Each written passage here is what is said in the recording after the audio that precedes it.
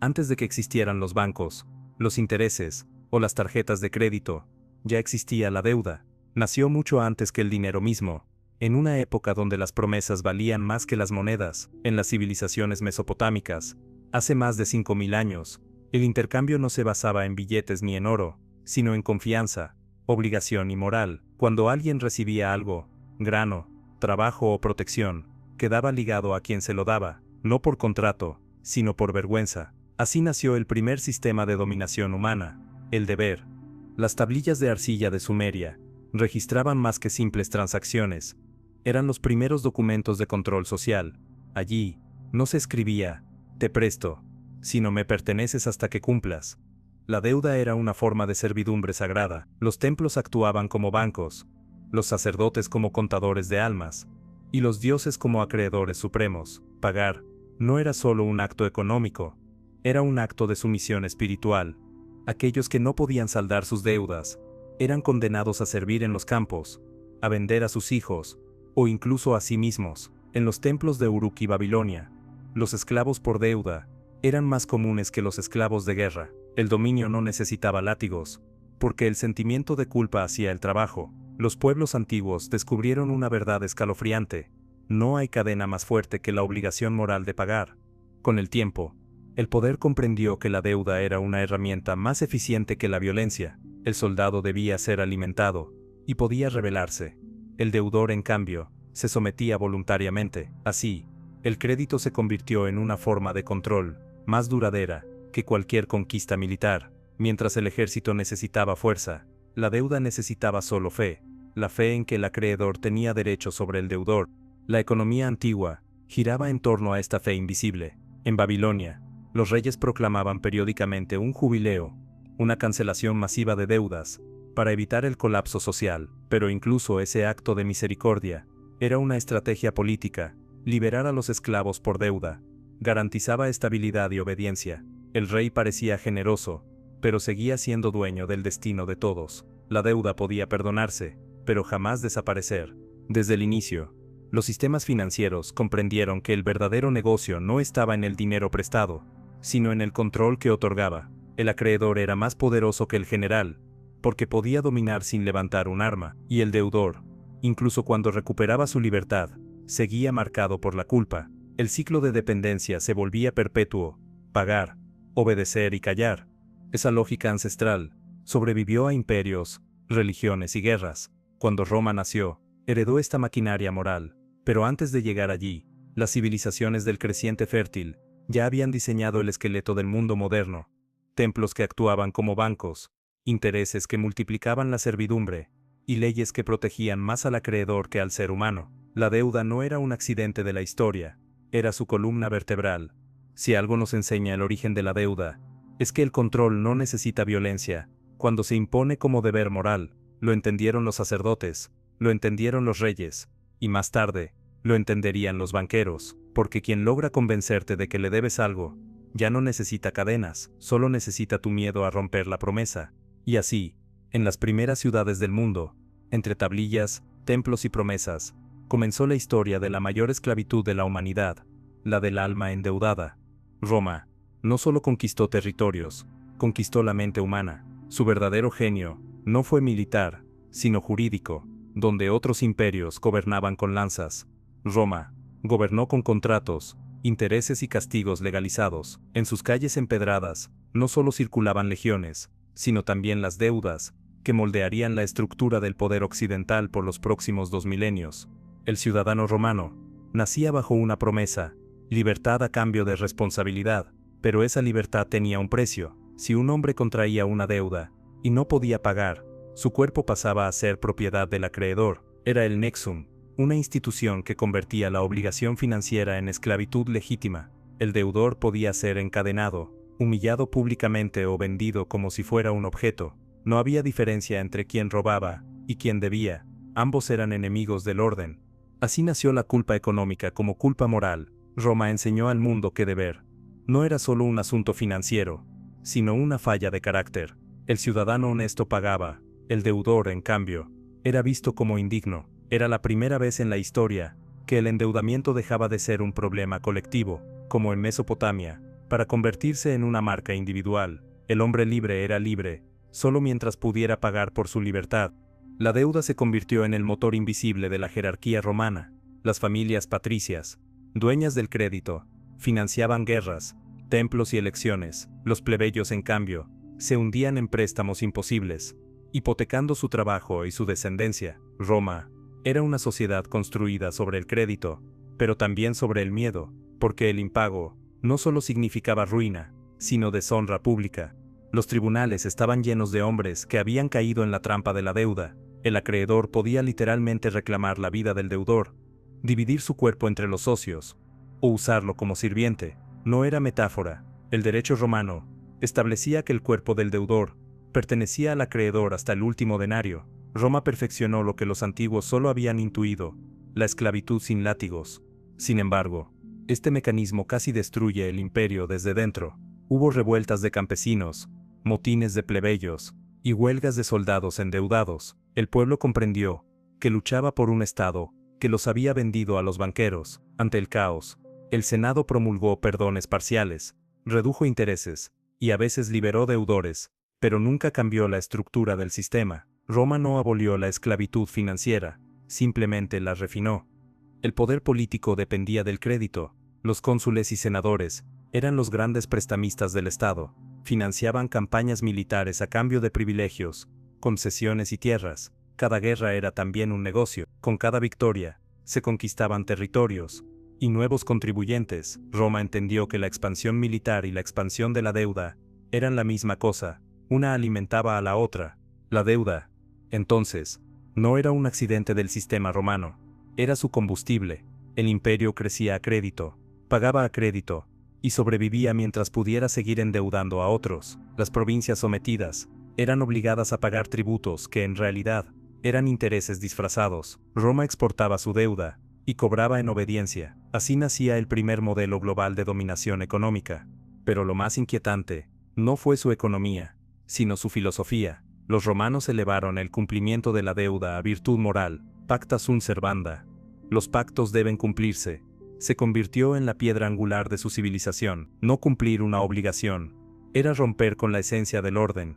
Roma había logrado lo impensable: transformar el sometimiento en ética y la obediencia en virtud. De esa forma, el ciudadano romano, orgulloso de su libertad, no veía sus cadenas. Vivía bajo una dictadura del deber, donde el crédito reemplazó a la espada. El poder ya no necesitaba conquistar por la fuerza, porque había conquistado la conciencia. Y esa herencia, la del deudor que cree ser libre, es el legado más peligroso que Roma dejó al mundo.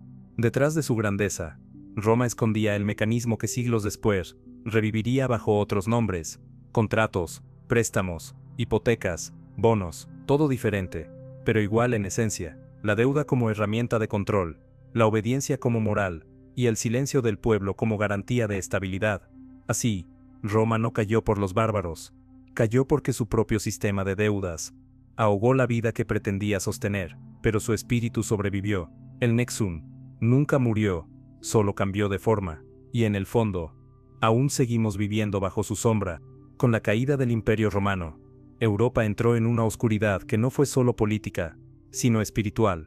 Los templos fueron reemplazados por iglesias, los senadores por obispos, y los bancos por altares, pero la estructura del poder no desapareció, solo cambió de rostro. La deuda, que antes se pagaba con trabajo o castigo, ahora se pagaba con culpa y obediencia. Durante la Edad Media, el cristianismo consolidó la idea de que toda obligación era también un asunto del alma. Debes ya no era una palabra económica, sino moral. El deudor no solo debía dinero, debía arrepentimiento. La economía y la religión se fundieron en un solo dogma: todo lo que posees, se lo debes a Dios, y por tanto a quienes dicen representarlo. Las escrituras hablaban de perdón, pero el sistema aprendió a vender la absolución. Las indulgencias nacieron como una forma de cancelar deudas espirituales. No podías pagar con oro, pero sí con fe, con diezmos, con sumisión. La iglesia se convirtió en el banco del alma. Acumulaba riquezas materiales a través del miedo a la condena. El cielo tenía precio, y la culpa era su moneda. El campesino medieval vivía atrapado en una doble servidumbre. Por un lado, debía al señor feudal la tierra que cultivaba. Por otro, debía a la iglesia su salvación. trabajaba de sol a sol, entregando tributos y ofrendas, convencido de que el sacrificio lo acercaba al paraíso, pero lo único que aseguraba era el bienestar de quienes predicaban la pobreza mientras acumulaban oro. Así, la deuda se convirtió en la forma más eficaz de obediencia voluntaria. No necesitaba ejército ni látigos, porque el propio deudor creía que su sufrimiento era justo y necesario.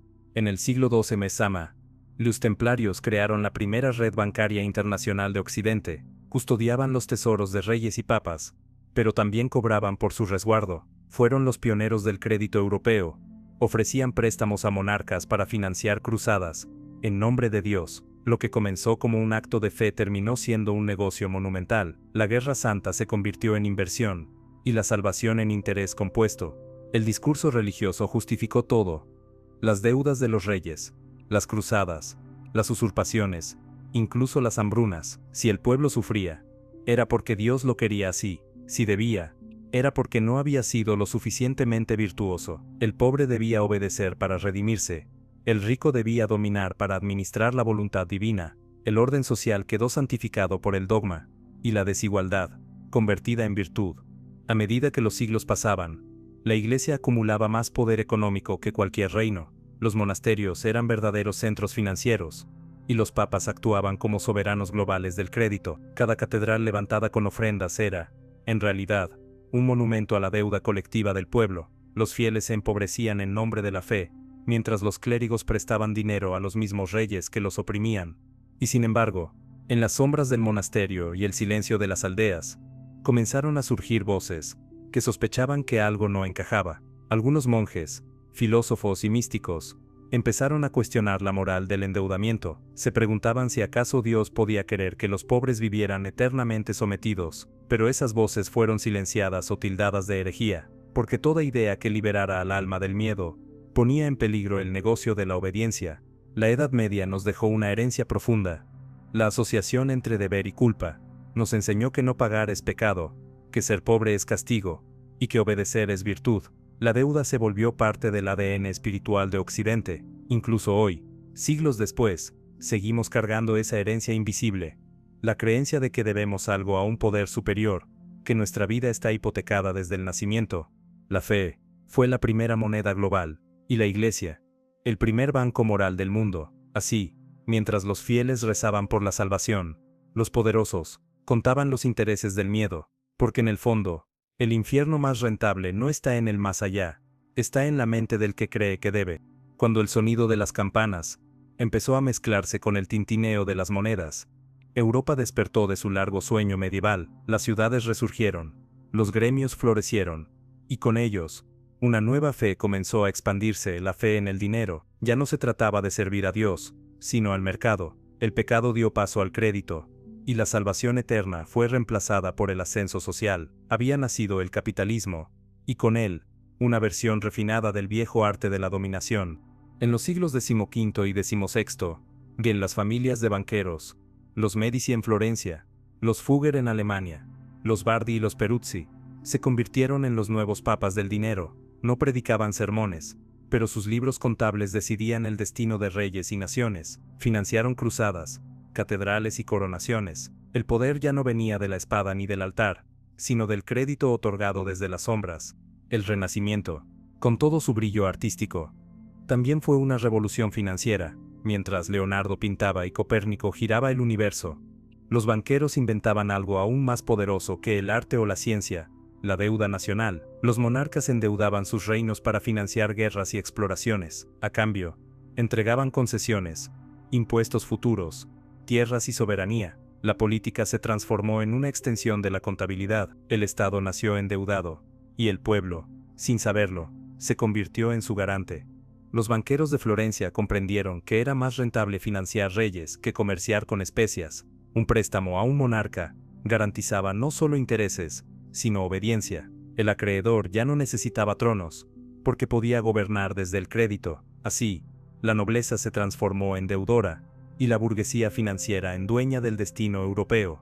La Iglesia, que antes condenaba la usura, terminó adaptándose al nuevo dios del siglo: el dinero. Las indulgencias se volvieron inversiones, y los templos, cajas fuertes de oro. Roma ya no dominaba por miedo al infierno, sino por control de los flujos económicos. El Vaticano bendecía las empresas comerciales que llevaban la palabra de Cristo al Nuevo Mundo, mientras las carabelas españolas y portuguesas saqueaban oro y esclavos en nombre de la fe. El colonialismo nació financiado a crédito.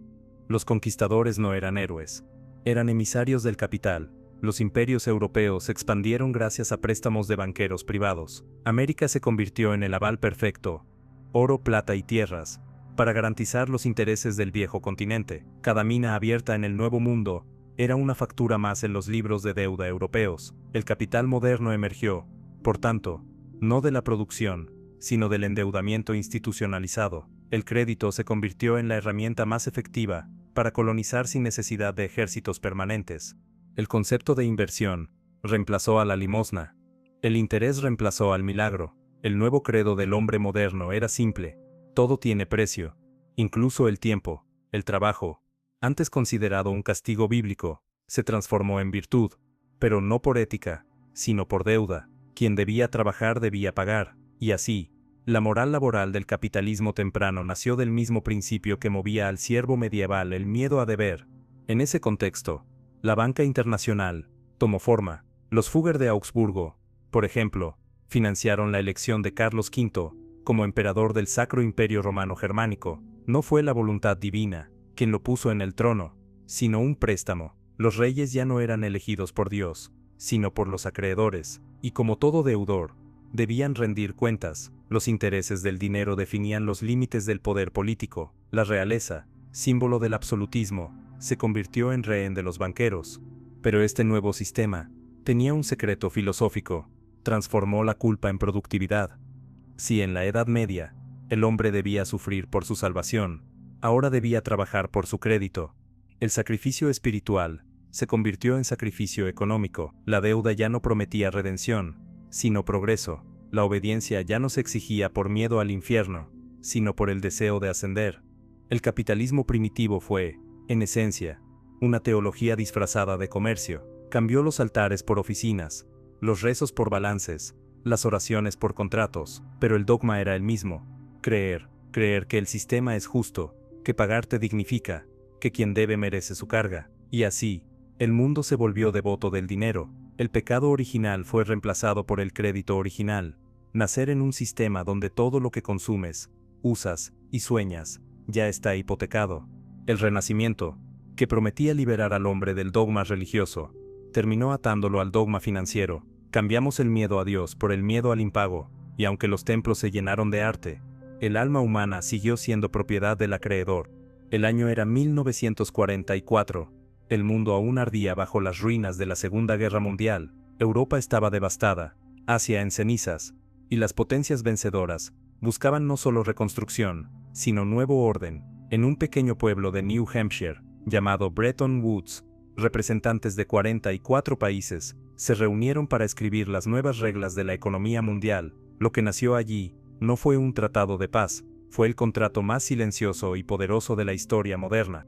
Bretton Woods no fue una conferencia económica, fue un acto de ingeniería del poder. Estados Unidos, dueño de 2/3 del oro mundial, y único país cuya industria no había sido destruida por la guerra, impuso su visión. El dólar sería el eje del comercio internacional, respaldado por el oro estadounidense guardado en Fort Knox. A cambio, se creaban dos instituciones que garantizarían la estabilidad financiera global: el Fondo Monetario Internacional, FMI, y el Banco Mundial. El discurso era noble: reconstrucción, ayuda, cooperación. Pero detrás de cada palabra se escondía una nueva forma de imperialismo financiero. Por primera vez en la historia, una moneda nacional se convirtió en moneda global. El oro ya no sería el símbolo del valor, sino la confianza en la economía estadounidense. Así, el poder cambió de forma. Ya no se conquistaban territorios con ejércitos, sino con préstamos. El dominio dejó de ser militar y se volvió financiero. Las naciones del mundo aceptaron voluntariamente un nuevo tipo de servidumbre, la del dólar, y sin saberlo, el planeta entero quedó atado a una deuda que nunca podría pagar. Las instituciones nacidas de Bretton Woods fueron presentadas como guardianas del equilibrio económico, pero en realidad, Eran los brazos ejecutores de un sistema diseñado para mantener la dependencia estructural de los países pobres. Cada préstamo traía condiciones, reformas, privatizaciones, reducción del gasto social, lo llamaban ajuste estructural. En realidad, era una reescritura forzada de la soberanía nacional. El FMI se convirtió en el nuevo imperio invisible. No necesitaba marines, solo economistas, no invadía países, los visitaba con maletines y planillas. Mientras tanto, Estados Unidos imprimía dólares para financiar su expansión, sabiendo que el mundo entero los aceptaría. Era la trampa perfecta.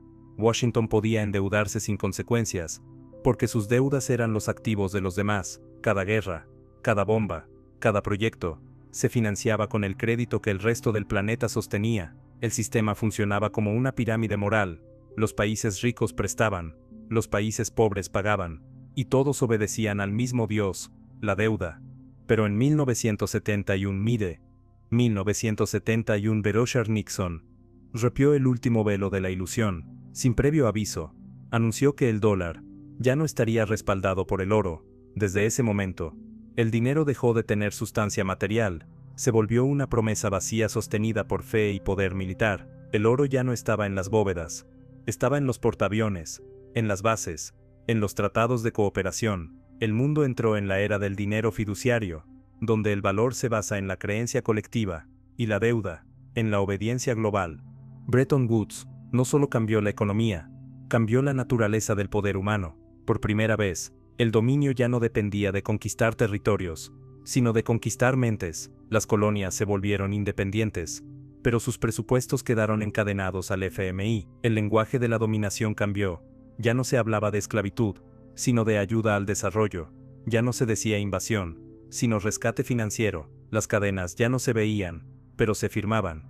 América Latina, África y Asia se convirtieron en el campo de prueba del nuevo orden. Los préstamos llegaban como maná del cielo, y los intereses, como tormenta. Se construyeron represas, carreteras y ministerios, pero también se destruyeron economías locales, monedas y culturas enteras. Los gobiernos fueron obligados a abrir sus mercados, eliminar subsidios y entregar recursos estratégicos. Y cuando las crisis llegaban, porque siempre llegaban, los mismos que las provocaban ofrecían la cura, con un nuevo préstamo.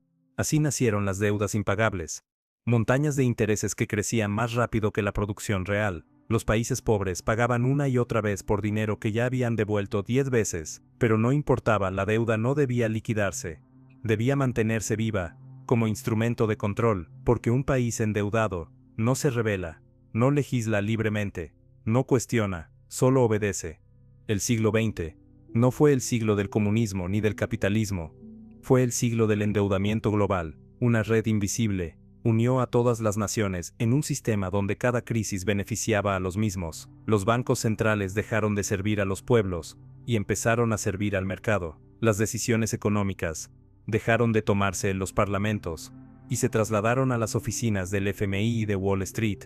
Y mientras tanto, el discurso oficial repetía la misma farsa: el endeudamiento traerá progreso. Pero progreso, ¿para quién? Los números lo revelaban todo. Los países más endeudados eran los que más obedecían, los que más privatizaban, los que más perdían control sobre su destino. La deuda no era el precio del desarrollo, era el mecanismo de su fracaso planificado. Bretton Woods fue el nacimiento del nuevo feudalismo global. Ya no hay señores feudales, sino bancos centrales. Ya no hay vasallos, sino contribuyentes. Ya no hay castillos, sino sedes del FMI. Pero el principio es idéntico: servir a quien presta, pagar con lo que produces, obedecer sin preguntar. El sistema logró lo que ningún imperio anterior consiguió: construir una servidumbre voluntaria a escala planetaria. Y lo más irónico de todo es que lo hizo en nombre de la libertad, porque desde 1944, el mundo entero vive bajo una misma consigna, escrita entre líneas en aquel tratado silencioso de New Hampshire: Pogo, obedece y calla. Cuando en 1971 Richard Nixon anunció que el dólar dejaría de estar respaldado por el oro, el mundo presenció una transformación silenciosa que pocos comprendieron. Aquella decisión rompió el pacto de Bretton Woods y dio inicio al sistema que domina hasta hoy: el dinero fiduciario, es decir, dinero que vale únicamente porque el poder dice que vale. Hasta ese momento, Cada billete representaba una cantidad específica de oro almacenado en las bóvedas del Tesoro estadounidense, pero al eliminar ese respaldo, el dólar pasó a sostenerse únicamente en la confianza global en Estados Unidos. Fue el nacimiento de una nueva forma de imperio, el imperio de la fe económica, donde la credibilidad se convirtió en el nuevo oro, y los bancos centrales del mundo entero quedaron atados a una promesa que jamás podrían verificar. A partir de entonces, Estados Unidos adquirió un privilegio inédito: podía crear riqueza de la nada, mientras otros países debían producir bienes o extraer recursos para obtener divisas. Washington solo necesitaba imprimir papeles, y esos papeles, paradójicamente, eran aceptados por el planeta entero como símbolo de estabilidad y poder. Así nació la hegemonía del dólar, una estructura financiera que permitió a una sola nación financiar su expansión, sus guerras y sus crisis, con el dinero de los demás. El resto del mundo, sin embargo, no tuvo opción. El comercio internacional, las reservas de los bancos centrales y los préstamos del FMI comenzaron a realizarse en dólares. Eso significaba que cualquier país que quisiera importar alimentos, petróleo o tecnología debía primero obtener dólares, y la única manera de conseguirlos era exportando trabajo, recursos naturales o endeudándose. En otras palabras, el mundo empezó a trabajar para sostener la demanda de la moneda estadounidense. El resultado fue una colonización sin ejércitos. Mientras los imperios antiguos imponían tributos a sus colonias, Estados Unidos impuso una obligación aún más sofisticada: que todas las naciones participaran en su propio financiamiento. Cada vez que un país acumula dólares en sus reservas o compra bonos del Tesoro norteamericano, está prestándole dinero al gobierno estadounidense. Es el sistema más eficiente de dominación jamás diseñado. Los dominados financian al dominador creyendo que se protegen al hacerlo. La ruptura del patrón oro también abrió las puertas a una expansión ilimitada del crédito. Si el dinero ya no tenía respaldo físico, podía multiplicarse sin límites. Los bancos comenzaron a crear dinero mediante deuda. Cada préstamo emitido generaba nuevos depósitos, y cada depósito permitía nuevos préstamos. El crecimiento económico del mundo pasó a depender no de la producción real, sino del endeudamiento constante, y cuando el crédito se convierte en el motor de la economía, la deuda se transforma en un mecanismo estructural de control. El sistema financiero estadounidense comprendió rápidamente el poder de esa arquitectura. A través del FMI, el Banco Mundial y Wall Street, impuso políticas de liberalización que obligaron a los países a abrir sus economías, eliminar controles de capital y permitir la libre circulación del dólar. Cualquier intento de independencia monetaria o política era castigado con fugas de capital, sanciones o colapsos financieros. En nombre del libre mercado, se creó un mundo donde solo una moneda es verdaderamente libre: la estadounidense.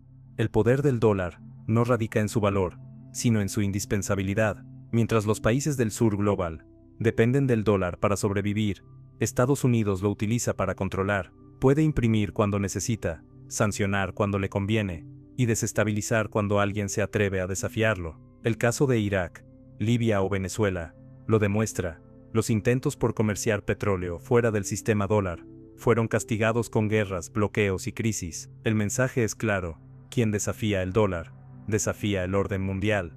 Pero este sistema tiene un costo oculto. Al no estar respaldado por nada, el dinero moderno solo conserva su valor mientras el mundo confía en él. Esa confianza se alimenta de la propaganda, la cultura y el poder militar de Estados Unidos. El cine, la tecnología, los medios de comunicación y la narrativa del sueño americano son parte del mismo dispositivo que mantiene viva la ilusión de que el dólar es sinónimo de seguridad. El resultado es una hegemonía total, económica, cultural y psicológica.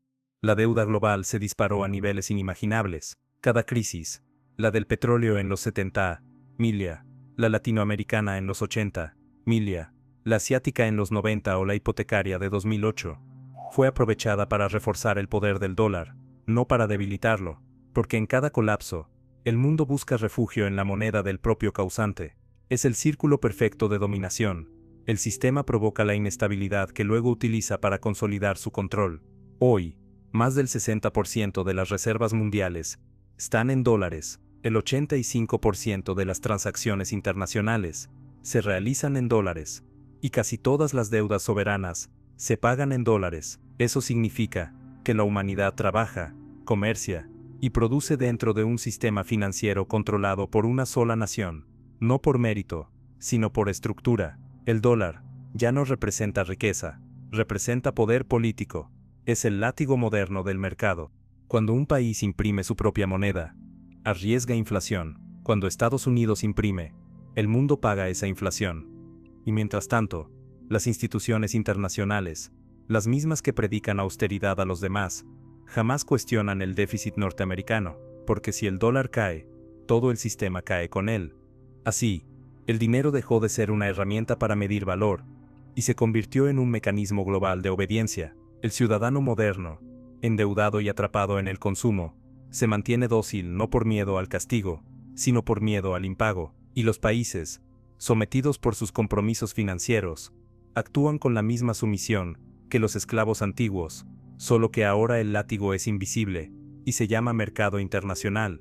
El patrón oro murió, pero el patrón de dominación sobrevivió, solo cambió de forma de metal sólido a deuda digital, de conquista militar a control financiero, de ocupación territorial a ocupación monetaria.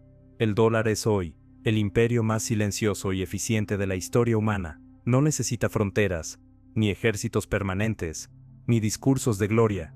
Solo necesita que el resto del mundo siga creyendo, porque mientras exista esa fe, la obediencia está garantizada.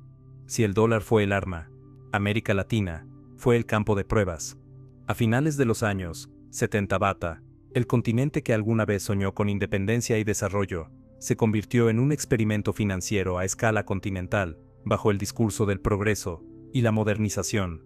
El Fondo Monetario Internacional y el Banco Mundial transformaron las economías latinoamericanas en laboratorios del endeudamiento controlado.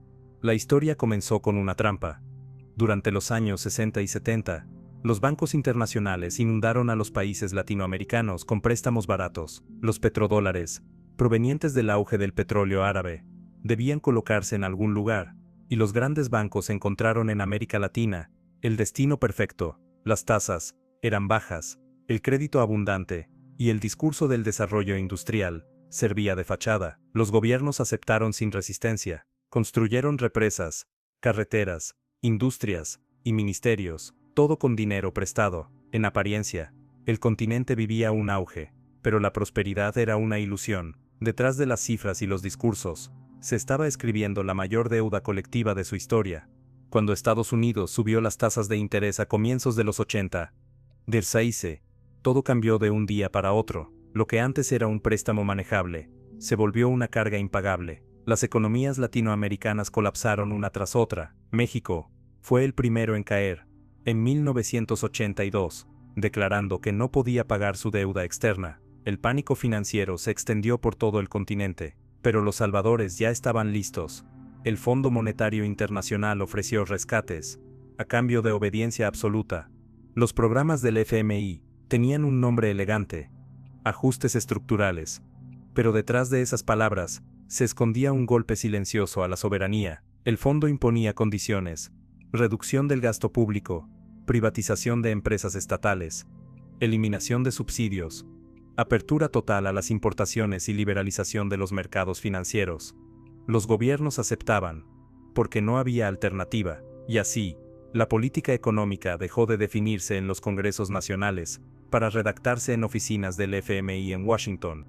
Los resultados fueron devastadores. Millones de latinoamericanos perdieron sus empleos, los sistemas de salud y educación fueron desmantelados, y las industrias locales fueron arrasadas por las corporaciones extranjeras. Los recursos naturales, petróleo, cobre, litio, agua, alimentos, pasaron a manos privadas o foráneas. El continente, que en los 60 soñaba con autosuficiencia alimentaria, terminó importando su propio maíz. El que producía acero y textiles, ahora exportaba materias primas y mano de obra barata. La deuda no solo vació las arcas, vació el futuro. Pero lo más grave fue lo invisible, el impacto psicológico y político. Los pueblos fueron condicionados a creer que la pobreza era culpa suya, no de la estructura que los oprimía. El discurso oficial repetía que vivimos por encima de nuestras posibilidades, que debemos apretarnos el cinturón, que el Estado es ineficiente. La humillación económica se transformó en ideología. El endeudado ya no se rebelaba, se culpaba. Durante los 80, CEPIEGO, conocidos como la década perdida. América Latina transfirió más dinero a los acreedores de lo que recibió en préstamos. Por cada dólar prestado, devolvió 3. Y aún así, la deuda seguía creciendo. Era un círculo imposible. El pago de intereses generaba nuevos préstamos. Y esos préstamos, nuevos intereses. El continente entero quedó atrapado en una trampa perfecta, diseñada no para rescatar economías, sino para someterlas. Los gobiernos que intentaron resistir fueron castigados. Cuando países como Argentina o Brasil trataron de suspender pagos o renegociar condiciones, los mercados los aislaron, las monedas se desplomaron, y las élites locales, formadas en universidades estadounidenses, ejecutaron la disciplina desde dentro. Los presidentes dejaron de responder a sus pueblos y comenzaron a responder a las calificaciones de riesgo. Nacía una nueva forma de dictadura, la dictadura financiera, donde los banqueros reemplazaron a los generales y las cifras a las balas. Pero no todo fue económico. El FMI, el Banco Mundial y las corporaciones usaron la deuda como herramienta política. Durante las dictaduras de los 70 y 80, los préstamos se multiplicaron, financiando regímenes autoritarios que garantizaban estabilidad para los mercados. Cuando la democracia regresó, los nuevos gobiernos heredaron las deudas de las dictaduras, y con ellas, la misma falta de soberanía. El voto volvió, pero la libertad no. Los pueblos podían elegir gobiernos, pero no podían elegir su política económica. América Latina se convirtió así en el espejo de un nuevo modelo mundial. El FMI no solo prestaba dinero, prestaba poder, y los gobiernos, endeudados y temerosos, se sometieron a su moral económica. Esa moral decía que la austeridad era virtud, que el mercado era infalible, y que el progreso dependía de la confianza de los inversores, no del bienestar de los pueblos. Fue el triunfo de una ideología disfrazada de ciencia. Décadas después, las consecuencias siguen vivas: las desigualdades estructurales, la dependencia del dólar, la fragilidad monetaria y la fuga constante de capitales son las cicatrices de aquel experimento. Las privatizaciones destruyeron las bases de la soberanía económica, y los tratados de libre comercio terminaron por atar a los países a un modelo de exportación de recursos baratos e importación de deuda cara. América Latina no solo perdió independencia económica, perdió confianza en sí misma. El FMI nunca necesitó invadir, solo necesitó ofrecer ayuda, y cada vez que un país la aceptó, renunció a una parte de su libertad, porque en el mundo moderno, la dominación ya no se impone con espadas ni cañones, sino con intereses, cifras y contratos, y América Latina fue el ejemplo perfecto de cómo una región entera puede ser conquistada sin un solo disparo. Los imperios antiguos conquistaban cuerpos, el nuevo imperio conquista presupuestos, y mientras los pueblos siguen luchando por derechos, los acreedores siguen cobrando por obediencia. Esa es la verdadera herencia del laboratorio latinoamericano: convertir la deuda en la forma más eficiente de esclavitud moderna. Cuando los imperios europeos abandonaron África a mediados del siglo XX, lo hicieron dejando una trampa cuidadosamente construida. En apariencia, el continente había conquistado su independencia política. En realidad, se había preparado el terreno para una nueva forma de sometimiento mucho más sutil y duradera: la deuda. Los antiguos colonizadores comprendieron que ya no era necesario dominar con ejércitos, bastaba con dominar con créditos. El lenguaje cambió, pero la lógica del poder permaneció intacta. Donde antes se hablaba de colonias, ahora se hablaba de países en desarrollo. Donde antes se imponía la fuerza, ahora se imponía la cooperación financiera. Durante los años 60, decenas de países africanos recién independizados comenzaron su vida republicana con economías arruinadas, sin infraestructura ni reservas, y con una dependencia total de las antiguas metrópolis. El Fondo Monetario Internacional y el Banco Mundial aparecieron entonces como los nuevos aliados del progreso, ofreciendo préstamos para reconstrucción, modernización y desarrollo humano. Pero cada préstamo llevaba escondido un contrato político. A cambio del dinero, los gobiernos debían adoptar los programas de ajuste estructural diseñados en Washington. Esos programas exigían privatizar empresas estatales, reducir el gasto público, abrir mercados a las corporaciones extranjeras y subordinar las decisiones económicas a los intereses de los acreedores. África no recibió libertad, recibió una hipoteca disfrazada de ayuda. El sueño de independencia se convirtió en pesadilla. Durante las décadas de 1970 y 1980, las tasas de interés se dispararon, y las monedas locales se hundieron. Los países africanos, atrapados entre la inflación y la dependencia del crédito, se vieron obligados a entregar sus recursos naturales como garantía: el oro de Ghana, el cobre de Zambia, el uranio del Congo, el cacao de Costa de Marfil, el petróleo de Nigeria. Todo comenzó a servir para pagar deudas, que crecían más rápido que la producción. Los gobiernos pedían préstamos para pagar intereses, y cuando no podían cumplir, el FMI imponía medidas más duras. Cada rescate era una nueva cadena.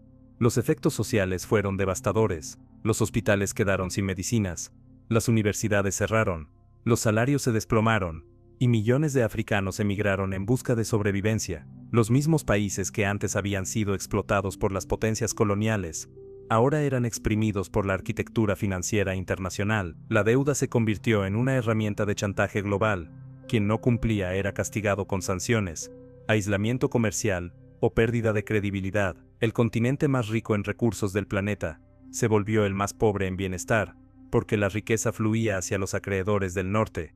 Pero la nueva colonización no se impuso solo con dinero, sino con ideas. Los organismos financieros y los gobiernos occidentales promovieron una narrativa perversa: que los africanos eran pobres porque no sabían administrarse, que el fracaso económico se debía a la corrupción interna, y no al diseño deliberado de dependencia. Ese discurso, repetido en los medios y en los manuales de desarrollo, sirvió para justificar la continuidad del control. Mientras tanto, las empresas multinacionales, en connivencia con las élites locales, se adueñaban de la minería, la agricultura y la energía. El colonialismo cambió de uniforme, ahora usaba traje, gráficos y estadísticas. Incluso los proyectos humanitarios se integraron en este sistema. Grandes ONGs y fundaciones occidentales canalizaban fondos que, en teoría, buscaban aliviar la pobreza, pero en la práctica, mantenían la estructura de subordinación. La caridad se volvió parte del negocio. Se creaban programas para combatir la miseria que el propio sistema financiero había producido. La ayuda nunca pretendió liberar, sino mantener vivo al deudor para que siguiera pagando. Detrás de las cifras, se escondía una verdad brutal: África estaba pagando por su independencia. Las antiguas potencias coloniales no se retiraron, simplemente tercerizaron el control. Donde antes enviaban soldados, ahora enviaban asesores del FMI. Donde antes imponían gobernadores, ahora colocaban expertos económicos. Donde antes robaban directamente, ahora cobraban intereses. Era la misma dominación, pero más limpia, más legal, más silenciosa. El resultado fue una nueva forma de esclavitud, la esclavitud financiera. Los pueblos africanos, que una vez lucharon por liberar sus cuerpos del yugo europeo, ahora debían liberar sus presupuestos del yugo de la deuda. La soberanía, ese concepto tan repetido en los discursos políticos, se volvió una ilusión contable. Ninguna nación es libre cuando depende de préstamos para alimentar a su gente. Ningún pueblo es soberano cuando su presupuesto se diseña en otra capital. Ningún gobierno representa al pueblo si antes debe rendir cuentas a sus acreedores. África, el continente más castigado por la historia, fue también el más fiel reflejo del nuevo orden global. Su tragedia mostró al mundo que el colonialismo nunca terminó, solo se modernizó. Hoy, mientras sus jóvenes migran, sus recursos se extraen, y sus gobiernos siguen endeudados, las potencias financieras celebran el progreso en cifras que no reflejan vidas, sino balances. El mapa cambió, pero la jerarquía no. El amo ya no lleva uniforme ni bandera, lleva un logo bancario y una sonrisa diplomática. Y así, el continente que dio origen a la humanidad terminó sirviendo como el recordatorio más cruel del precio de la independencia en el mundo moderno. Una independencia hipotecada, vigilada y endeudada hasta el alma. Cuando el sistema financiero logró someter a los países, ya no necesitó seguir conquistando gobiernos. Su siguiente paso fue mucho más ambicioso: conquistar la mente humana. Si durante siglos, la deuda había servido para controlar naciones enteras, ahora se convertiría en la herramienta perfecta para domesticar al individuo. El crédito dejó de ser un privilegio de los estados, y se transformó en el oxígeno de la vida cotidiana. Lo que antes se llamaba préstamo ahora se llama oportunidad. Lo que antes se veía como esclavitud, ahora se vende como libertad. El ciudadano moderno nace endeudado mucho antes de entender lo que significa trabajar. Desde la infancia, el sistema lo condiciona a creer que el éxito y el valor personal dependen de su capacidad de consumir. La escuela, la publicidad, los medios y las redes sociales repiten el mismo dogma: tienes lo que mereces. Esa frase aparentemente inocente, es el núcleo del nuevo orden psicológico, porque si tener es merecer, no tener es culpa. Así, el individuo aprende a vivir en deuda no solo con el banco, sino consigo mismo. El crédito personal fue la revolución silenciosa que convirtió al ciudadano en cliente permanente. Ya no hace falta esclavizarlo. Basta con ofrecerle lo suficiente para mantenerlo corriendo detrás de una promesa: tarjetas, préstamos estudiantiles, hipotecas, cuotas sin interés. Cada instrumento financiero actúa como una cadena invisible que se disfraza de beneficio. El joven que se endeuda para estudiar, el adulto que se endeuda para comprar una casa, el trabajador que se endeuda para sobrevivir, todos comparten la misma condición, trabajan para pagar el futuro que les vendieron. La deuda moderna no impone castigos físicos, impone ansiedad, no obliga al cuerpo, controla la mente. El miedo al impago se convierte en el nuevo infierno, y el puntaje crediticio en la medida del alma. El sistema reemplazó la moral religiosa por una moral financiera. Ya no se habla de pecado, sino de mora. Ya no se confiesa al sacerdote, sino al banco. Ya no se teme al juicio divino, sino al buró de crédito. El que paga es virtuoso, el que no paga es indigno. La obediencia se premia con acceso, la rebeldía, con exclusión. El poder del crédito no está en el dinero, sino en la identidad. En el pasado, los esclavos sabían que lo eran. Hoy, el individuo endeudado se cree libre, porque puede elegir su forma de servidumbre, la marca de su teléfono, el color de su coche, la tasa de su hipoteca. Vive dentro de una ilusión de elección controlada, donde cada decisión refuerza su dependencia. La deuda lo ata al sistema laboral, lo obliga a aceptar condiciones injustas, y lo mantiene dócil frente a la explotación. ¿Por qué rebelarse si al día siguiente hay que pagar? El miedo a perder lo poco que se tiene es el mejor guardián del orden establecido. La psicología del endeudamiento funciona como una religión emocional, produce culpa, estrés y una sensación constante de insuficiencia. El individuo se compara, se exige, se desgasta tratando de alcanzar un ideal de éxito, diseñado por los mismos que lucran con su agotamiento. Su tiempo ya no le pertenece. Trabaja más para pagar más, consume para sentirse vivo, y se endeuda para sostener una imagen que nunca coincide con su realidad. La deuda ha colonizado la subjetividad humana. No solo controla lo que hacemos, sino lo que pensamos de nosotros mismos. El trabajo, que en otros tiempos fue una fuente de dignidad, se ha convertido en una herramienta de reparación moral. Trabajamos para redimirnos del pecado de deber. Los fines de semana no son descanso, son pausas en la penitencia. El sueño de la libertad financiera sustituye al paraíso religioso. Ambos prometen una salvación futura, a cambio de obediencia presente. El sistema encontró la forma perfecta de esclavitud moderna.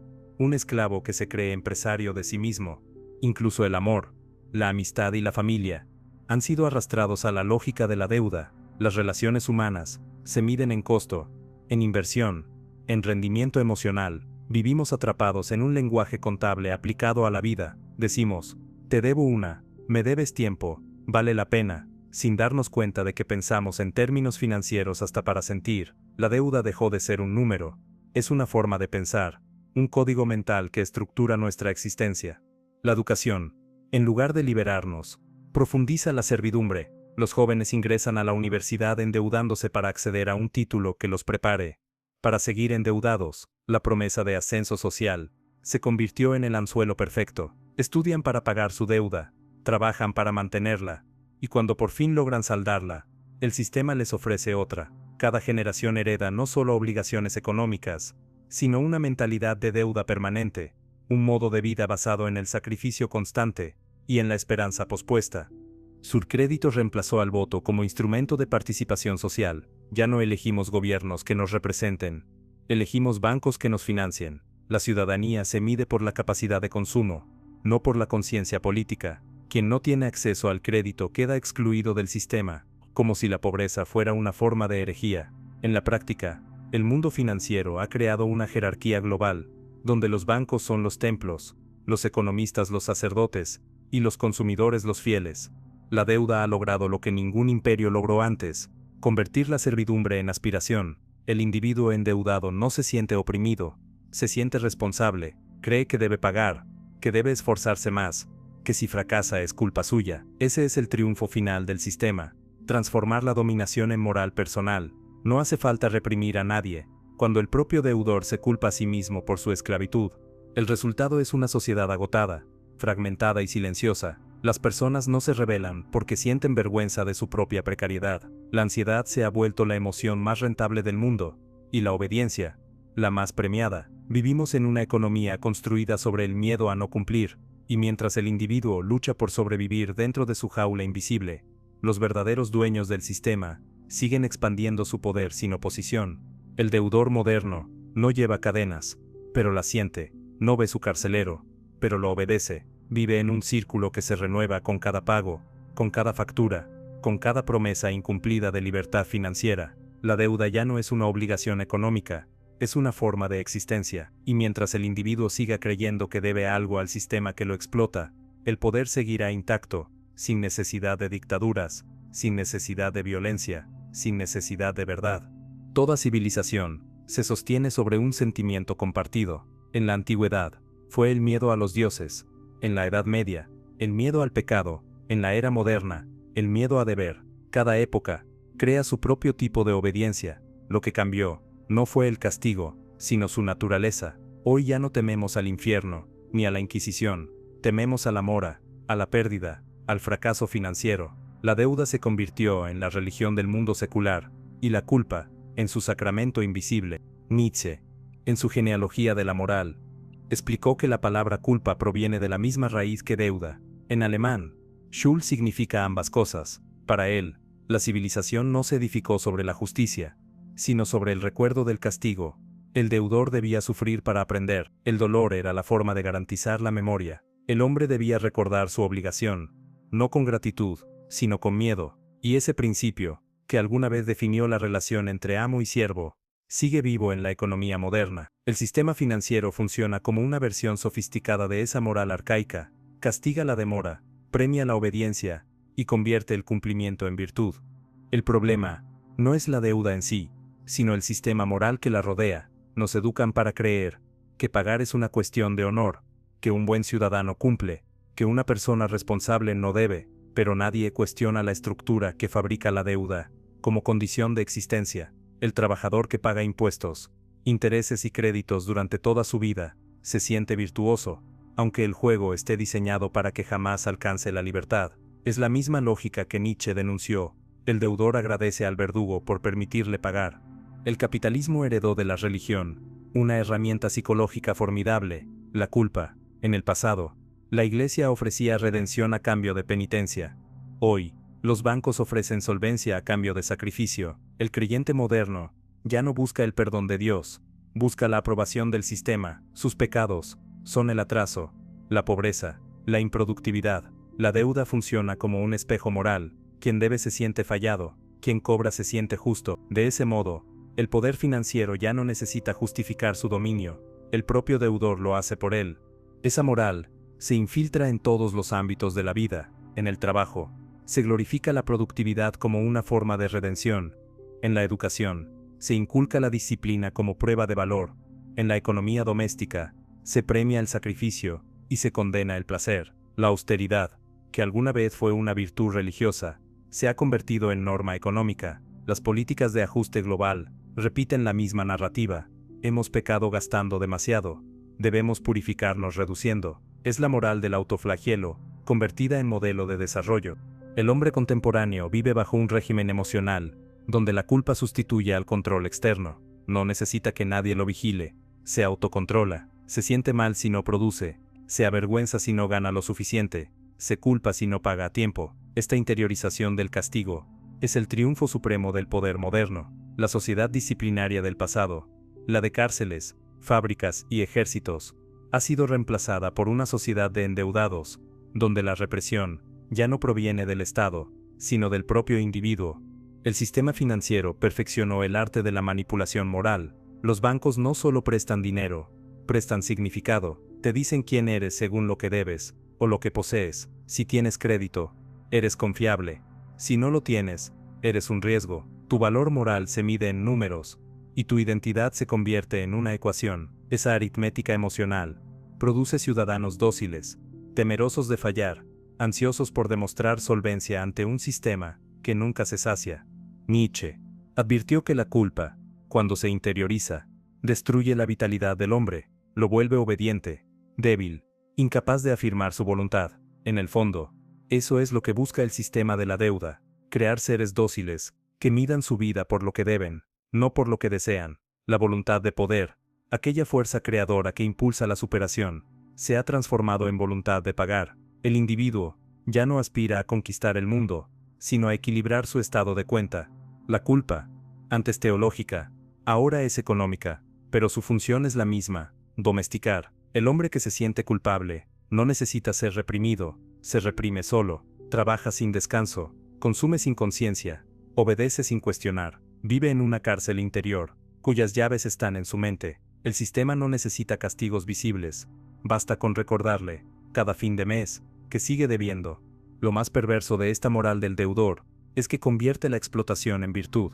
Los trabajadores celebran su sacrificio, los consumidores presumen su capacidad de pago, las naciones se enorgullecen de honrar sus compromisos, el sometimiento se traviste de responsabilidad, la esclavitud se maquilla de mérito, y mientras el mundo aplaude su disciplina, el poder financiero sigue extrayendo valor sin ofrecer nada tangible a cambio. La deuda moderna no busca ser saldada, busca ser eterna. Un deudor libre ya no es útil, por eso el sistema necesita perpetuar la culpa, cambiar de deudas, refinanciar, posponer, pero nunca liberar. Cada generación hereda la carga de la anterior, como si el deber fuera el hilo conductor de la historia humana. En ese sentido, el capitalismo no destruyó la religión, la absorbió. La promesa de salvación futura fue reemplazada por la promesa de estabilidad financiera, y en ambos casos, el precio es el mismo: la obediencia. La gran paradoja es que la humanidad, en su búsqueda de libertad, terminó encerrada en un sistema más eficaz que cualquier tiranía antigua. Las cadenas ya no se sienten porque están hechas de conceptos: crédito, responsabilidad, confianza, rating. El hombre moderno no teme a un Dios, teme al interés compuesto. Y así como los creyentes del pasado buscaban expiar sus pecados, los ciudadanos del presente buscan limpiar sus deudas, sin notar que ambas son formas del mismo control moral. El filósofo tenía razón: mientras la culpa sea el motor de la conducta humana, la verdadera libertad será imposible, porque la culpa, esa deuda interiorizada, no se paga con dinero, sino con la propia vida. El individuo entrega su tiempo, su energía y su conciencia, tratando de equilibrar una cuenta que el sistema jamás permitirá cerrar, y mientras esa moral siga vigente, la dominación será total. La deuda, en su esencia, no es una transacción económica, es una pedagogía del sometimiento. Nos enseña a cumplir antes que a comprender, a pagar antes que a pensar, a obedecer antes que a existir. Esa es la gran victoria del poder moderno: haber convertido la esclavitud en virtud y la culpa en sistema. Hubo un tiempo en que la política era el espacio del conflicto, del debate, de la diferencia. Los pueblos elegían líderes para defender sus intereses y modelar su destino. Hoy, ese escenario ha desaparecido. En su lugar, reina un nuevo poder que no necesita elecciones, ni ideologías, ni discursos: el poder de la deuda. Los gobiernos ya no gobiernan, administran. Los parlamentos ya no discuten soberanía, discuten déficit. Y los ciudadanos ya no exigen derechos, piden refinanciaciones. La política fue sustituida por la contabilidad. La deuda se convirtió en el lenguaje universal de la obediencia. Los estados, antes representantes de sus pueblos, se transformaron en intermediarios entre los acreedores y los ciudadanos. Cada decisión pública se filtra por una pregunta invisible: ¿qué dirán los mercados? Las leyes, los presupuestos y las reformas no se redactan pensando en la justicia social, sino en la confianza de los inversores. La democracia, en su forma moderna, se ha vaciado de contenido. Se vota, sí, pero dentro de un marco inamovible, dictado por quienes controlan el crédito. El viejo poder se imponía mediante la represión. El nuevo poder, mediante la deuda, es más limpio, más aceptado y mucho más eficaz. Un pueblo endeudado no necesita ser conquistado, se gobierna solo. La austeridad se impone como dogma, los recortes se justifican como responsabilidad fiscal, y los ajustes se presentan como sacrificios necesarios por el bien común. Pero detrás de ese lenguaje técnico, se esconde un principio político brutal: la obediencia económica como forma de gobierno. El Fondo Monetario Internacional y los grandes fondos de inversión son hoy lo que fueron los imperios en el pasado. centros de poder que dictan leyes sin ser elegidos. Sus decisiones afectan millones de vidas, pero no rinden cuentas a nadie. No necesitan tanques ni policías, porque gobiernan a través de la deuda pública. Cada préstamo internacional es una cuerda más que ata a los estados a un orden que ya no les pertenece, y cuando un país intenta escapar de esa red, los mercados castigan su rebeldía con fuga de capitales, devaluaciones o sanciones. Así funciona el nuevo látigo global, el riesgo país. Los políticos lo saben, y por eso ya no discuten modelos de sociedad, sino porcentajes de crecimiento. En los debates, las palabras pueblo, justicia o dignidad han sido reemplazadas por inversión, confianza y competitividad. La política perdió su alma y se volvió gestión de deuda. Los líderes actuales no gobiernan sobre hombres, gobiernan sobre cifras. El ciudadano no es un sujeto de derechos, es un número en una hoja de cálculo. Este vaciamiento de la política no fue casual, fue el resultado de un proceso planificado desde los años 80 AD, cuando las democracias endeudadas comenzaron a delegar su poder en los bancos centrales y las instituciones financieras. Los tecnócratas reemplazaron a los ideólogos, los ministros de economía se convirtieron en sumos sacerdotes del sistema, y las decisiones fundamentales, tasas de interés, emisión, gasto, impuestos, quedaron fuera del alcance del voto popular. La política murió el día que se privatizó la soberanía. La deuda pública, presentada como un mecanismo de estabilidad, es en realidad un instrumento de sumisión. Cada bono emitido, cada préstamo internacional, representa una renuncia parcial al autogobierno. Los pueblos se endeudan para financiar su propio silencio. Se les hace creer que la deuda es necesaria para el progreso, pero en realidad es el precio de la obediencia. Los gobiernos, atrapados entre la presión de los acreedores y el miedo al colapso, terminan actuando como administradores coloniales del sistema financiero. La deuda también disciplinó a las masas. En lugar de huelgas, hay cuotas. En lugar de revoluciones, refinanciaciones. El ciudadano moderno, endeudado hasta el cuello, ya no tiene tiempo ni energía para pensar en política. Vive pendiente de su próximo pago, de su tarjeta, de su préstamo. La deuda fragmenta la conciencia colectiva, convierte la lucha social en ansiedad individual. Cada persona defiende su pequeña estabilidad, aunque eso signifique sostener la injusticia general. Y así, la deuda reemplazó al miedo como forma de control social. La prensa y los economistas han normalizado esta servidumbre. Se habla de mercados nerviosos, como si fueran dioses caprichosos, a los que hay que calmar con sacrificios, despidos, privatizaciones, reformas. Nadie se pregunta quiénes son esos mercados, ni por qué sus intereses están por encima de la vida humana. Es el mismo lenguaje que usaban los sacerdotes antiguos, cuando decían que había que ofrecer ofrendas para evitar la ira divina. La diferencia es que ahora el altar se llama estabilidad macroeconómica. El resultado es un mundo gobernado por entidades sin rostro. El poder ya no tiene centro ni responsable, se esconde detrás de algoritmos, fondos de inversión y calificadoras de riesgo. Es un poder difuso pero total, porque condiciona lo que comemos, lo que pagamos, lo que soñamos. No dicta órdenes, dicta condiciones, no manda, persuade, y la política, que alguna vez fue el espacio para resistir, se ha convertido en la administración eficiente de esa rendición.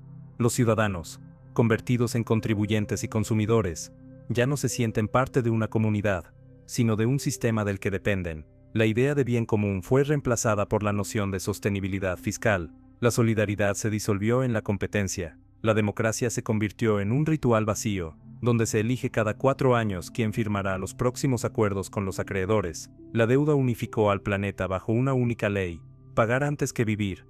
El silencio se volvió la norma. Ya no hay grandes protestas, solo agotamiento. Los pueblos han aprendido a temer más a la inflación que a la injusticia, más al déficit que a la pérdida de derechos, y ese es el mayor logro del sistema: haber conseguido que las víctimas defiendan voluntariamente la estructura que las oprime. La deuda no solo compra gobiernos, compra conciencia, no solo financia economías, financia el consenso.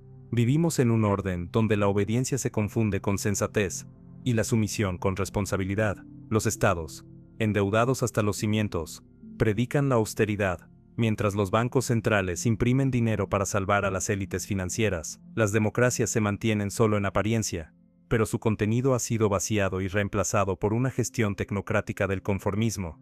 El resultado final es este: un sistema político sin alma, un ciudadano sin voz, y un poder sin rostro. El crédito reemplazó al voto, la contabilidad a la justicia, y la deuda a la libertad.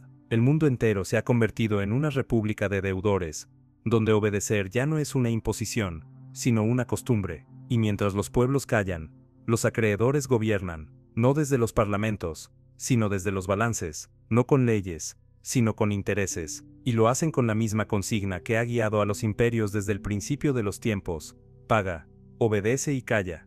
El siglo XXI trajo consigo una paradoja aterradora.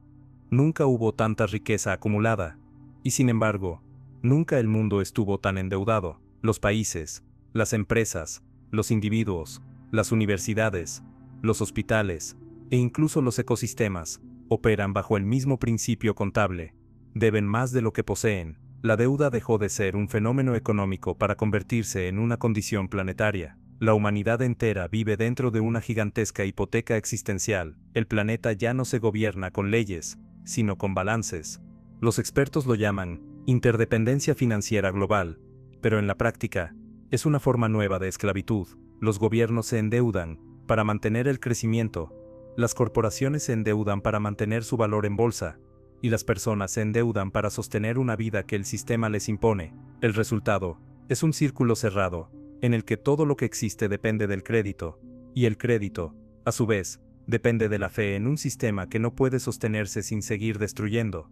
La deuda ya no se limita a los números, se ha convertido en una medida del tiempo y de la naturaleza. Cada recurso extraído, cada bosque talado, cada tonelada de petróleo consumida, representa una deuda ecológica con el planeta, una deuda que no figura en los informes del FMI, pero que es infinitamente más real. Los economistas la ignoran, porque no produce intereses, pero esa deuda silenciosa, la que tenemos con la Tierra, crece sin control. En nombre del progreso, hipotecamos el futuro de generaciones que aún no nacen. Y lo más perverso, es que los mismos actores que destruyen el planeta, son los que ofrecen financiar su rescate con nuevos préstamos.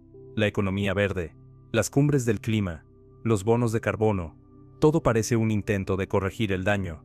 Pero en el fondo es solo otra forma de negocio. Los países pobres, endeudados y agotados, ahora deben pagar también por respirar. Las corporaciones que contaminan compran créditos ambientales para limpiar su imagen, mientras los pueblos del sur global venden sus selvas como compensación para los pecados ecológicos del norte. La deuda ecológica se convierte así en un nuevo instrumento de dominación, una colonización moral disfrazada de sostenibilidad.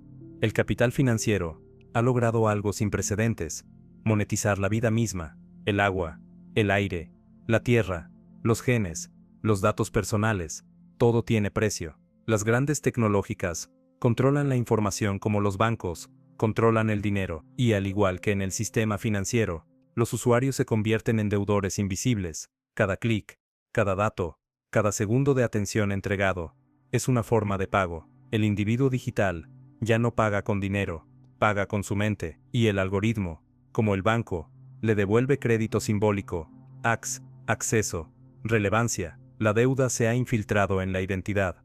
La era digital no trajo libertad, trajo una deuda cognitiva. Nos venden información infinita, pero nos cobran con distracción, ansiedad y dependencia. La deuda ya no es solo económica, sino emocional. Las personas viven con la sensación de no tener tiempo suficiente, de no poder cumplir con las expectativas, de estar siempre en déficit frente a un ideal inalcanzable. La mente se convirtió en un campo de endeudamiento permanente.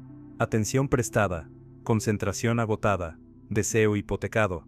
En este contexto, los estados ya no gobiernan, gestionan crisis, se endeudan para sostener sistemas que no pueden detener, y cuanto más se endeudan, más pierden control. Las grandes corporaciones, los fondos de inversión y las plataformas digitales operan por encima de las fronteras y las leyes. Son los nuevos acreedores del planeta. El FMI y el Banco Mundial fueron apenas los primeros templos de este nuevo orden. Hoy, el verdadero poder se distribuye entre bancos invisibles, algoritmos financieros y fondos de cobertura, que mueven el destino de países enteros con un clic. Incluso el lenguaje cambió. Ya no se habla de ciudadanos, sino de contribuyentes. Ya no se habla de derechos, sino de oportunidades. Ya no se habla de humanidad, sino de sostenibilidad. Todo ha sido traducido al idioma del rendimiento y la rentabilidad. Hasta los problemas sociales se analizan como costos, la pobreza se mide en índices, el hambre en porcentajes, la vida en valor de mercado, lo humano fue absorbido por la contabilidad. El planeta entero se comporta como una empresa que busca no quebrar, aunque eso implique destruir su propio capital natural, y los dirigentes, atrapados en la lógica de la deuda eterna, ya no piensan en soluciones, solo en evitar el colapso del crédito, pero esa obsesión por mantener la confianza mundial se ha convertido en la nueva forma de superstición global. Todos saben que el sistema es insostenible, pero nadie se atreve a dejar de creer en él.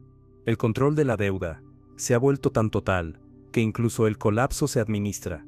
Cuando hay crisis, los mismos que la provocan ofrecen la cura, rescates, subsidios, ajustes. Las deudas no se pagan, se perpetúan, y cada crisis aumenta el poder de los acreedores. En ese ciclo perverso, la humanidad se endeuda para sobrevivir dentro del mismo sistema que la destruye. El resultado es un planeta exhausto, donde la deuda económica, ecológica y emocional convergen en una misma realidad, la pérdida total de autonomía. Las naciones ya no pueden decidir su modelo de desarrollo. Las personas ya no pueden decidir su ritmo de vida, y la Tierra ya no puede decidir su propio equilibrio. Todo está hipotecado, todo tiene dueño. El ser humano, que alguna vez dominó el fuego, el metal y la palabra, terminó dominado por una abstracción, el interés compuesto, el capital financiero, ha convertido al planeta en su deudor, y como todo acreedor, solo exige una cosa: pago en recursos, en tiempo, en energía, en silencio, no importa cómo ni a qué costo. Lo esencial es que la rueda siga girando. El deudor global ya no tiene rostro, es el campesino africano que paga con su tierra, el obrero asiático que paga con su jornada, el estudiante americano que paga con su futuro, el bosque que paga con su vida. Todos forman parte de la misma contabilidad universal, donde la única regla es no detenerse, y en esa carrera infinita, el precio final no será una crisis económica, sino la quiebra moral y ecológica de la civilización, porque la deuda más grande no es la que tenemos con los bancos, sino la que tenemos con la vida, y esa, cuando venza, no habrá institución capaz de refinanciarla. Todo sistema de dominación, por más perfecto que parezca, tiene un límite, el momento en que el oprimido empieza a comprender el mecanismo que lo encadena. Durante siglos, la deuda funcionó como una prisión invisible, una estructura tan profunda que ya no necesitaba barrotes, pero algo comenzó a cambiar. En medio del agotamiento colectivo, del colapso ecológico, de las crisis económicas recurrentes y del vacío moral que deja el consumo, una parte de la humanidad empezó a despertar, no de manera violenta, sino silenciosa, con una pregunta simple y peligrosa: ¿por qué debo? Esa pregunta, aparentemente inocente, es la semilla de toda revolución, porque quien se pregunta por qué debe, pronto descubre que su deuda no es económica, sino existencial. Descubre que su sacrificio sostiene a un sistema que no le pertenece, que su obediencia enriquece a quienes jamás conocerá, y que la culpa que lo aprisiona fue fabricada para mantenerlo dócil. En ese instante, el miedo comienza a fracturarse, y cuando el miedo se quiebra, el poder tambalea. Los primeros en cuestionar el orden no fueron políticos ni economistas, sino comunidades, colectivos, pensadores y ciudadanos comunes, que comprendieron que la deuda no era un contrato, sino una forma de esclavitud emocional y cultural. Desde los movimientos contra los préstamos estudiantiles en Estados Unidos, hasta las protestas contra la austeridad en Europa, o las asambleas populares en América Latina, el deudor comenzó a transformarse en sujeto político. Ya no pedía refinanciación, exigía liberación. En Grecia, tras la crisis de 2008, millones de personas comprendieron que la palabra rescate era una farsa. No se rescataba al pueblo, se rescataba a los bancos. En América Latina, las generaciones que crecieron bajo el peso del FMI empezaron a ver la deuda externa como un mecanismo de saqueo institucionalizado. En África, intelectuales y líderes comunitarios comenzaron a hablar de la deuda ecológica que el norte global tiene con el sur. Y en Asia, los jóvenes trabajadores de las megaciudades descubrieron que la promesa de prosperidad era una jaula de crédito perpetuo. En todos los rincones del mundo, el mismo patrón, la gente despertando del sueño del progreso financiado. El despertar no vino de los gobiernos, sino de la conciencia colectiva. Las redes, la información y la frustración compartida empezaron a construir una nueva narrativa que el verdadero acto revolucionario no es tomar el poder, sino dejar de obedecer al acreedor. El sistema depende de la fe, sin ella se derrumba. Cuando el deudor comprende que su fuerza proviene de su número, que los millones de cuerpos productivos sostienen la riqueza de unos pocos, la estructura entera se tambalea. Esa es la fragilidad del poder financiero. Necesita que todos crean al mismo tiempo. La rebelión del deudor no se expresa en grandes gestos, sino en actos cotidianos de desobediencia interior. Personas que eligen vivir con menos, para no hipotecar su vida. Jóvenes que rechazan el crédito como símbolo de éxito. Comunidades que crean economías locales, monedas alternativas, trueques, cooperativas, sistemas de apoyo mutuo. En todos esos espacios, se gesta algo más grande que una resistencia económica, una resistencia espiritual. El nuevo rebelde ya no carga pancartas, carga conciencia. Comprende que el problema no es solo material, sino simbólico. El sistema no se sostiene por el dinero, sino por el sentido que le damos al dinero. En el momento en que el valor se redefine, cuando el tiempo, la amistad, el conocimiento o la tierra vuelven a tener un valor más alto que el interés compuesto, el sistema pierde su poder sobre el alma humana.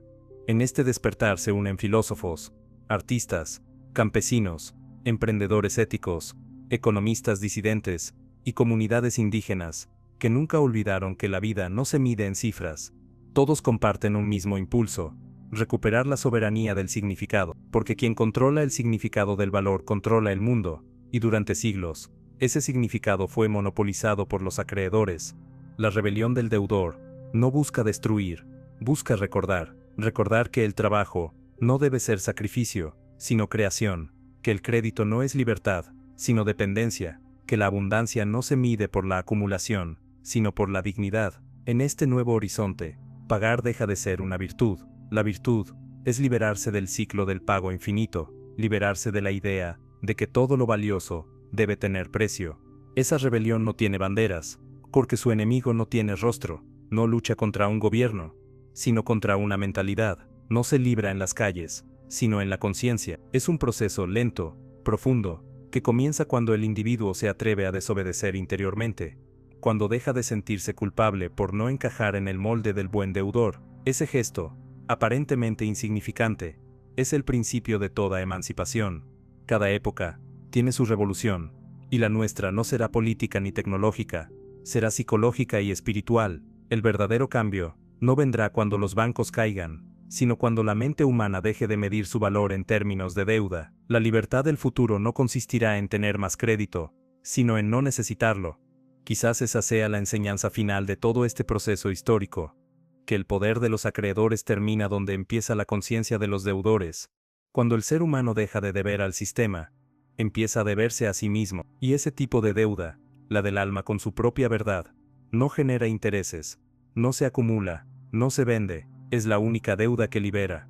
Toda era de dominación termina, no cuando cae su ejército, sino cuando pierde su legitimidad moral. Los imperios se derrumban el día en que sus súbditos dejan de creer en ellos, y el imperio de la deuda, ese que convirtió al mundo en una contabilidad infinita, comienza a resquebrajarse en el mismo lugar donde se originó su fuerza, en la mente humana. Por primera vez en siglos, millones de personas están comprendiendo que el verdadero valor no se imprime, se encarna, que la libertad no se compra, se conquista, que la riqueza no se acumula, se comparte. Ese es el principio del fin, cuando el sentido se impone al interés, cuando la vida se rebela contra el cálculo. El sistema financiero global alcanzó un poder tan absoluto que terminó vaciándose de propósito. Su promesa de progreso se convirtió en ansiedad, su promesa de abundancia en miseria interior. Las sociedades modernas, saturadas de crédito, información y consumo, son incapaces de sentir plenitud. Hemos colonizado planetas, pero no sabemos habitar nuestra conciencia. Hemos conquistado mercados, pero hemos perdido el alma. En el intento de poseerlo todo, nos convertimos en propiedad de lo que poseemos. La deuda dejó de ser económica, es espiritual, es la deuda con la vida que olvidamos vivir. El ser humano ha llegado al límite de la obediencia, trabaja más que nunca, pero siente menos sentido que nunca, produce sin descanso, pero no sabe para qué. Ha entregado su tiempo, su energía y su atención al altar de la productividad, esperando un reconocimiento que nunca llega, y mientras el sistema le promete libertad a crédito, lo mantiene atrapado en la jaula más perfecta jamás construida, la del deber sin fin. No hay látigos, pero hay miedo. No hay muros, pero hay pantallas. No hay reyes, pero hay algoritmos. Y sin embargo, algo dentro de nosotros aún resiste. En medio del ruido global, surge un silencio nuevo, el silencio de quienes ya no creen, hombres y mujeres que descubren que no necesitan permiso para ser libres, que no deben pedir crédito para existir, que no necesitan validación externa para tener valor. Esa es la semilla de una nueva civilización, una que no se fundamenta en la deuda, sino en la reciprocidad. En ese mundo que empieza a gestarse, el tiempo vuelve a ser tiempo, no dinero, la naturaleza vuelve a ser madre, no recurso, el ser humano vuelve a ser alma, no activo. El cambio que viene no será financiero, será de conciencia. No se trata de abolir los bancos, sino de recordar que el valor no nace en ellos. Se trata de desmontar la idea de que la vida debe justificarse por su productividad, de comprender que la abundancia no proviene del interés compuesto, sino de la cooperación, la empatía y la creación. En esa nueva economía del alma, el verbo no será pagar, sino dar, no acumular, sino compartir, no obedecer, sino comprender. Los pueblos comienzan a intuirlo, se multiplican las comunidades que crean monedas locales, cooperativas de energía, bancos éticos, proyectos solidarios. No son utopías, son ensayos de libertad. Cada gesto de independencia económica es también un acto de independencia mental. Cada persona que elige simplicidad en lugar de deuda, cooperación en lugar de competencia, está escribiendo la historia del nuevo tiempo, porque la revolución más profunda no ocurre en las calles, sino en la conciencia. La humanidad se enfrenta a una elección decisiva: continuar hipotecando su existencia a un sistema que consume su alma, o recuperar la soberanía sobre su destino. La primera opción es conocida: más deuda, más miedo, más obediencia. La segunda es incierta, pero necesaria. Implica asumir la responsabilidad de pensar por nosotros mismos, de redefinir lo que significa vivir bien, de recordar que la vida no es una empresa, sino una experiencia. Cuando comprendamos que la deuda más grande no es la que tenemos con los bancos, sino con nuestra propia conciencia, el ciclo se romperá, porque esa deuda solo se paga con presencia, con verdad, con autenticidad, no con dinero, sino con sentido. Entonces la moral del deudor será reemplazada por la ética del creador. El hombre dejará de ser cliente del sistema para volver a ser autor de su destino. El fin de la obediencia no llegará con violencia, sino con claridad. El día que el ser humano deje de medir su valor por lo que debe, y empiece a medirlo por lo que aporta, ese día, el sistema financiero global, con todos sus algoritmos, tasas y templos, se derrumbará sin que nadie dispare una sola bala, porque el poder no se destruye, se disuelve cuando deja de tener creyentes. Y tal vez, en ese nuevo amanecer, el mundo vuelva a recordar lo que olvidó en su obsesión por el progreso: que la verdadera riqueza no se imprime ni se presta, se vive; que la libertad no consiste en pagar, sino en crear; que la deuda más noble es la que tenemos con la vida misma, y que esa, a diferencia de todas las demás, se paga amando, comprendiendo y despertando, porque al final, cuando todo el dinero haya perdido su sentido, y los templos del crédito se hayan vaciado, solo quedará una verdad: que ninguna civilización puede sobrevivir eternamente sobre la obediencia, pero sí puede renacer desde la conciencia.